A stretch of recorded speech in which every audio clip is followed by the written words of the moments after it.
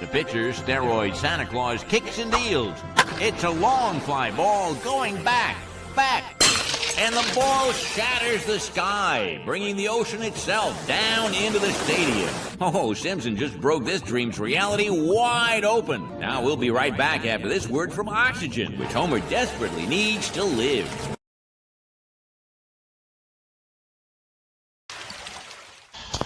We humans appear on the cosmic calendar so recently in the vast ocean of time which this calendar represents. Stephen Kwast. Why do we need a Space Force? Because it's an economic competition for the values of the future. When do we need it? Now. What does it need to do? Across the universe, an endless war rages. It doesn't have to have war-fighting capability. Like two navies fighting it out in the ocean of space-time. It has to be able to defend the economy of space. A Coast Guard, a merchant marine for space. The surface of the Earth is the shore of the cosmic ocean. The orbit around the Earth is the shoreline, where the waves are crashing. On this shore, we've learned most of what we know. Recently, we've waded a little way out, maybe ankle deep, and the water seems inviting. Let's say we're in Miami, and we're looking out over the wide open ocean. That ocean is deep space. We're going to explore the cosmos in a ship of the imagination. The deep water is space. I'm a diver, a scuba diver.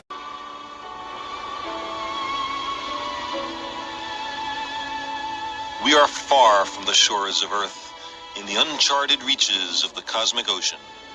Strewn like sea froth on the waves of space are innumerable faint tendrils of light. And when you get down underneath the water, you're floating. And it's just like in space. These are the galaxies, drifting endlessly in the great cosmic dark. In our ship of the imagination, we are halfway to the edge of the known universe. It turns out, empty space is far from empty. The vacuum of space is really a writhing sea, awash with charged quantum particles and electromagnetic fields. And so you start to move, and then you make waves. It's more fun up there. But that doesn't mean I like to see the fish. Every day that I'm in making cocktails.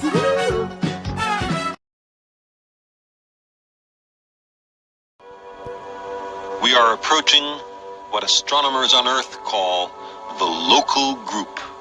It's a sparse and rather typical chain of islands in the immense cosmic ocean. The universe dies in a big chill. Galaxies are so far apart, they're distant islands in a sea of darkness. We on Earth have just awakened to the great oceans of space and time from which we have emerged. Franklin, we see a long line, a couple of star-like things, and a lot of things swimming in the foreground. Can you describe what you're seeing? Well, the long line is a tether, and there's a little bit of debris that kind of flies with us, and it's illuminated by the sun at such low angles. So there's a lot of stray light, and it's getting washed out quickly, but Claude is trying to do a quick, good job here adjusting the cameras. Copy that.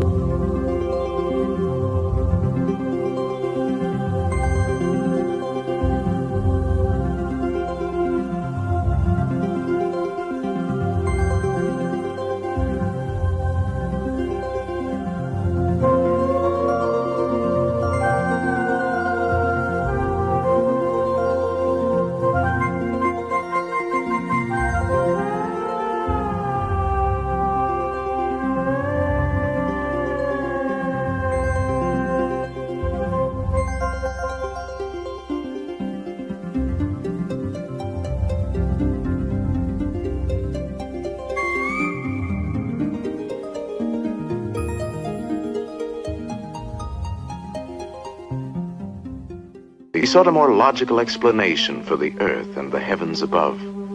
The earth must be flat with its roots deep in celestial waters. Later, elephants were substituted because of their great strength. To support the elephants, he added a gigantic tortoise who pulled the universe through cosmic waters with infinite slowness.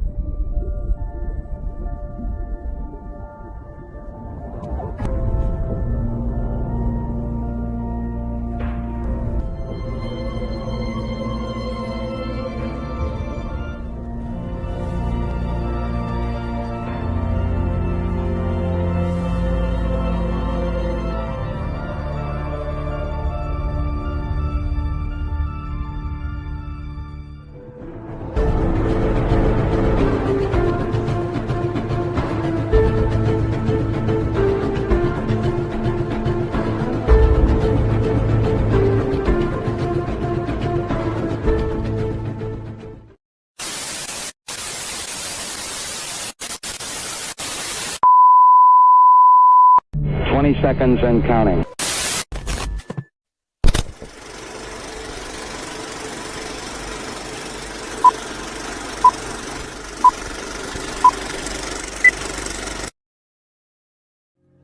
Six years prior to the release of Toy Story, Pixar released a short film called Knick-Knack. They showed you hot location after hot location, where all the knickknacks have on sunglasses. Then they take you to a land far away towards the edge of the shelf. They call it Nome, Alaska, but they make the pun Nome, Sweet Nome, showing you that this is your home. This character is not wearing sunglasses because he's at the edge of the world, where the sun barely reaches, the coldest place on Earth, Antarctica. He finds the edge, just like we did in Operation Deep Freeze. Then he proceeds to drill, just like they did in Russia. Then he tries to blow it up, just like we did over the Pacific Ocean.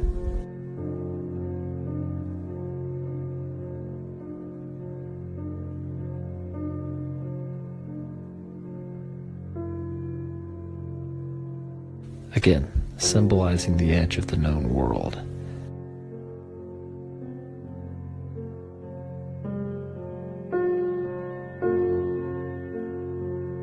And what was the name of the operation we were trying to explode the firmament? Operation Fishbowl.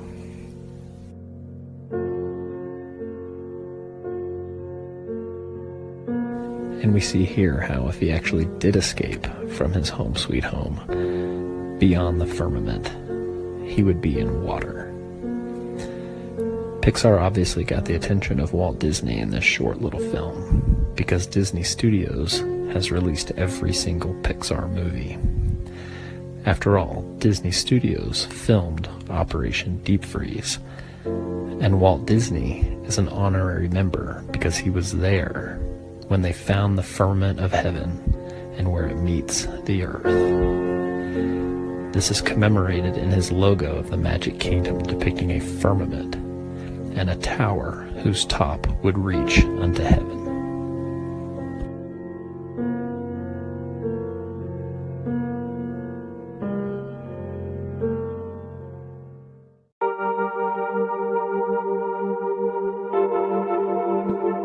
Wave after wave, wave after wave, slowly drifting. Let's not forget space bubbles.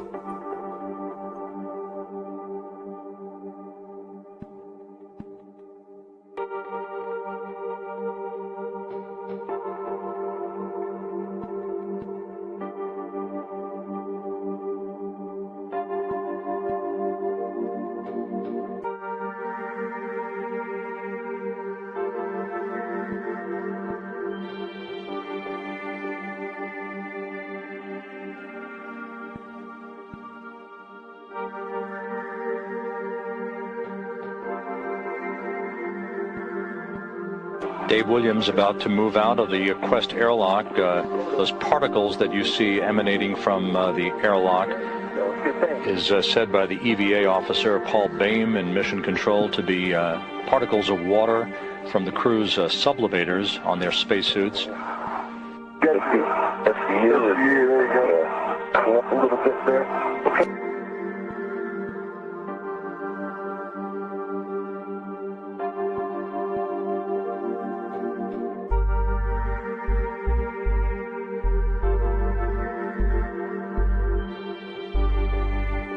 Oh, and it just happens that actors train in an underwater tank.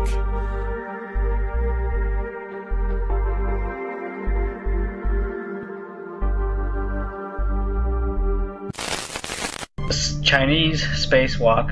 A bubble rises in the pool. It's complete fraud.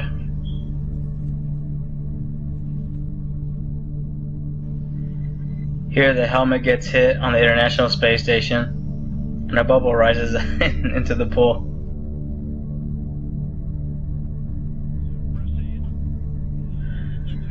And it takes an odd trajectory because it's in a water pool. Houston, we have a problem. Space is broken. Sorry, U.S. government. I have to show them the bubble. There's the bubble in the pool that we just saw. Yep, doesn't even go in a straight line. It's in a water pool. Takes a very odd trajectory because the water is actually moving around. It's not still.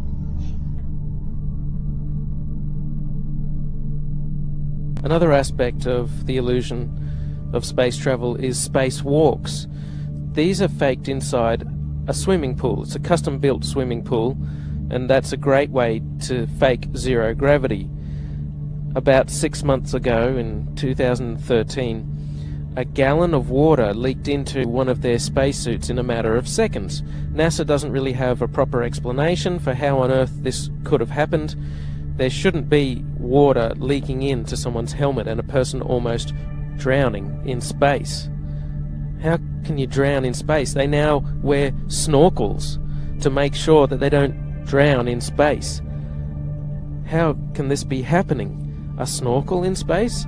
There could be some water in the porous plate sublimator. When they were on the moon, they supposedly had about a gallon of water, but that cooling system is supposed to be well away from their head. There really is no sane explanation for why a gallon of water would leak into someone's spacesuit, unless you realize the whole thing is faked inside a swimming pool, which is the faking of spacewalks in a swimming pool. In this vid, you catch a glimpse of someone wearing a scuba tank. Scuba tanks in space? Snorkels and scuba tanks in space? They act like a spacewalk is just a walk in the park, like there's very little danger involved at all.